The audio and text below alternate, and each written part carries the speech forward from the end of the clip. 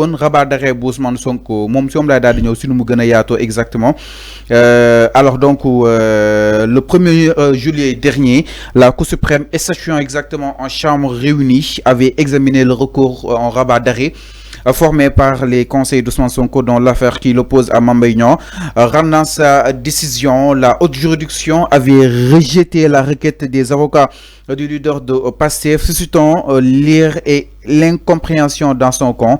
Le journal Les Échos nous dit exactement sur les raisons. Donc, la colère a été en son comble dans le camp d'Ousmane Sonko ce 1er juillet, après que la Cour suprême a confirmé en chambre réunie sa décision de rejet du rabat d'arrêt introduit par les conseils. L'incompréhension régnait dans les rangs du requérant face à cette issue judiciaire.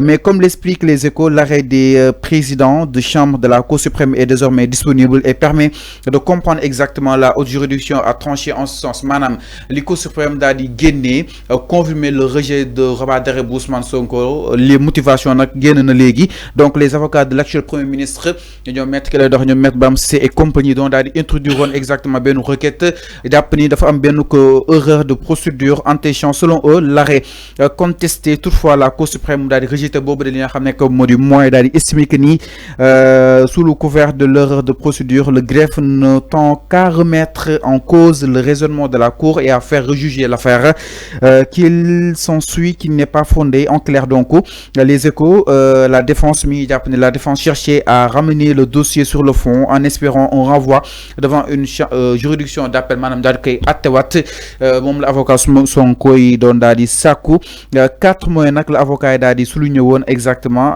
jarul ñu ci ñëwaat waye après l'examen de ces 4 mois, la haute juridiction statuant en chambre réunie a conclu que sous couvert d'une erreur de procédure, la défense cherchait uniquement à remettre en cause le raisonnement de la Cour et à obtenir un nouveau jugement. En conséquence, le recours a été rejeté. Exactement. Enfin, parce que selon la Cour suprême, la défense cherchait justement à remettre en cause le raisonnement de la Cour et à obtenir un nouveau jugement. Nous rejeter li nga xamné que modi miri. Est-ce que tamit argument yu défense bi joxe Arfan nek na argument yu convaincant pour ñu teugkat li nga xamné que modi miri. Est-ce que tamit li nekul di discréditer peut-être cette décision du conseil de peut-être de la Cour suprême. Xama aussi les avocats de Ousmane Sonko ils sont dans le droit. Ils sont dans le droit. Bo gissé mané la ils sont dans le droit. Moy manam nit buñ la dané première instance da ngay def recours deuxième instance non ngay def say recours ba cour suprême mais cour suprême bu rejeter le rabat d'arrêt té yoon may avocat yi pour ñu def une autre requête bi annuler le rejet de rabat d'arrêt mais ñom dinañ ko def mota mané la ils sont dans le droit. Alors ma ñew xama fallu man yàgg naa wax ni que seen requête du am suite même rabat d'arrêt bi sax yàgg naa wax ni que rabat d'arrêt boobu voilà ci jamonoy Macky Sall yow tu peux m'en témoigner yàgg naa wax ni que rabat d'arrêt boobu du am suite parce que j'ai mes raisons dama am ay raisons yi tax ma wax ni que la Cour suprême ne va jamais renvoyer cette juridiction. Comment dire, ce procès, Mame Mbaye Niang Ousmane Sonko, qui est une juridiction compétente pour nous rejuger cette affaire-là. La Cour suprême ne va jamais le faire. Tu sais pourquoi? Pourquoi Doukodef Alphan? Parce que fallo. Il faut nga xol dossier bi faut mo démarrer. Ba faut mo egg. Alors, dossier bi bu mu démarrer tak. Dañ doon wax ay comment dirais-je diffamation ak injure publique du loolu lañ wax Ousmane Sonko dafa def injure publique ci Mame Mbaye Niang mais bu ñu démé ba démé ci dossier bi premier jugement lan lañ wax amul injure publique diffamation ñu jël ben yoon ñu abandonné benen charge bi moy injure publique ñu né injure publique amul mais diffamation lañ jël. Alors le premier juge quand il a jugé l'affaire dafa daan Ousmane Sonko 3 mois de prison. 3 ak 200 000. Non, c'était 2 mois. 2 mois. 2 mois. deuxième bay 6 mois. gars yi di zibilé. Ils sont quoi? Qu'un condamné ko plus de 6 mois. Non, 6 mois. Non, wa Benno Bokk Yaakaar ñoo doon zibilé parce que ils n'ont pas compris le comme décision bi ni ko Ousmane Sonko ba tey mën na bokk ci ay élections. Parce que matul 6 mois. Matul 6 mois exactement. Wa Benno Bokk Yaakaar doon zibilé ñu ne Mame Mbaye Niang tu as raison sa yoonu dëkk jox na la dëgg la justice de ton pays t'a donné raison. Mais quand les analystes ont analysé ni que Ousmane Sonko ba légui mën na bokk ci élection 2024. Je remonte les faits en 2024. Alors wa Benno Bokk Yaakaar ñoo delluwaat ci Mame Mbaye Niang ne ko ba légui on n'est pas satisfait, tu dois faire un recours. Mais Mame Mbaye Niang da doon seetal dara wala ko dafa ut luy neex waa Benno Bokk Yaakaar. Mais Mame Mbaye Niang les deux à la fois. Les deux à la fois. da doon comme da doon seetal dara. Bu fekkee dafa doon seetal deram bay zibilé premier jugement bi waa Benno Bokk Yaakaar ñoo ne ko donte seetal nga sa der mais nous on n'est pas satisfait, on veut que waa ji bu mu bokk ci élection delluwaatal tribunal nga def recours. Coûte bu mu bokk. coûte bu mu bokk.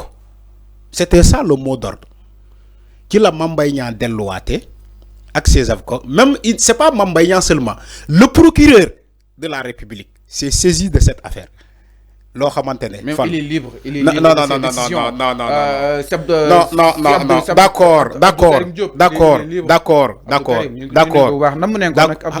d'accord mais Abdou Karim Diop bu defee un recours ci dossier bi, le dossier qui a été jugé bu fekkee ñoom seetal der Mame Mbaye Niang la ñu bëgg première instance bu ñu jugé dossier bi ba ñoom ñëpp di jubilé, pourquoi Abdou Karim Diop a fait un recours en tant que procureur pour ne non il réclame ça et ça et ça et ça.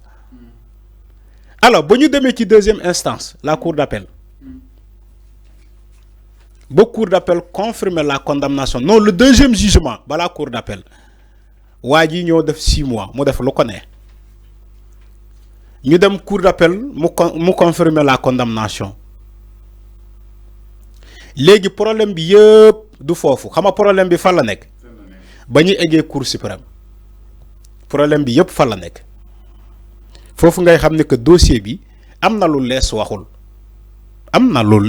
ci dossier boobu.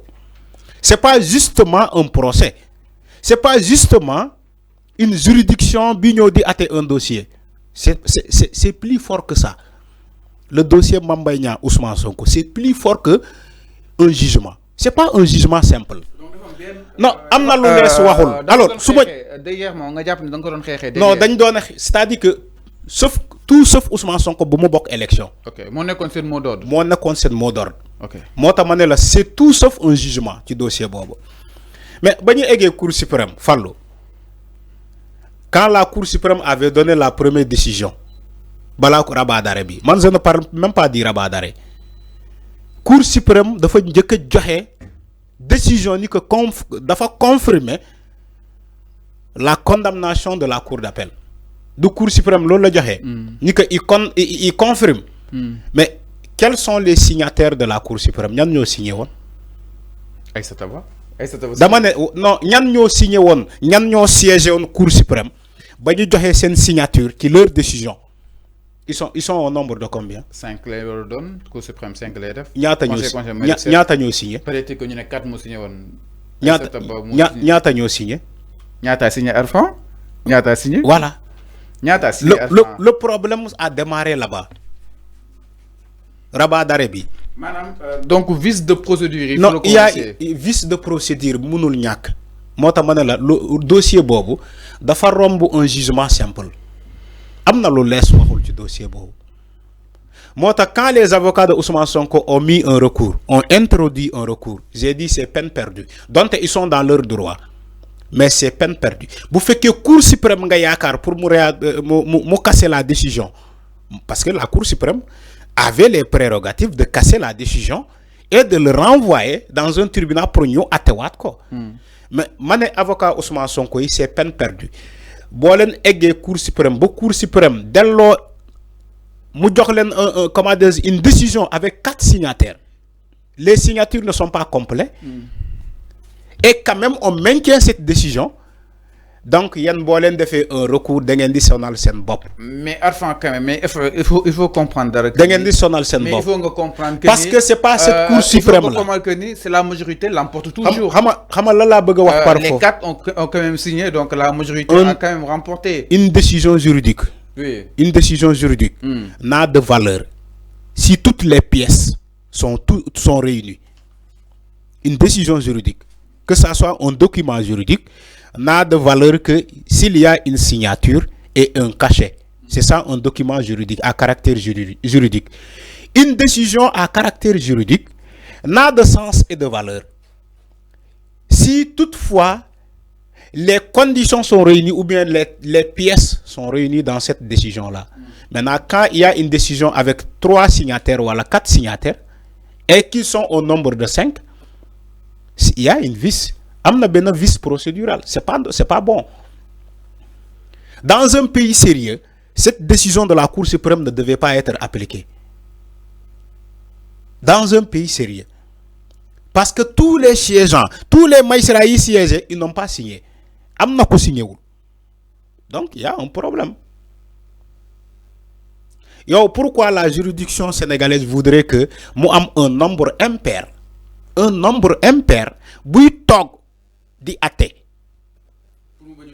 pour mu baña nek fi 2-2 ñu dem prolongation motax ñu ne il faut un nombre impair force nombre impair bobu day am fu muy basculer si ils sont au nombre de 5 bu 3 ne waaw ñaari ne déedéet donc on va ci la majorité bi nga doon wax. Alors c'est clair avant mais sauf que yow li nga wax majorité amul. Alors les signataires ils font pas la majorité. Alors c'est clair ñu évoluer un peu par rapport à li nga xamné que justement la décision de la Cour suprême donc la Cour a pu expliquer exactement les décisions qui l'ont poussé wala kon les motivations qui lui ont poussé justement à rejeter le rabat d'arrêt bu Ousmane Sonko exactement alors dañ daaj ñoom ci leneen par rapport ak li nga xamné que justement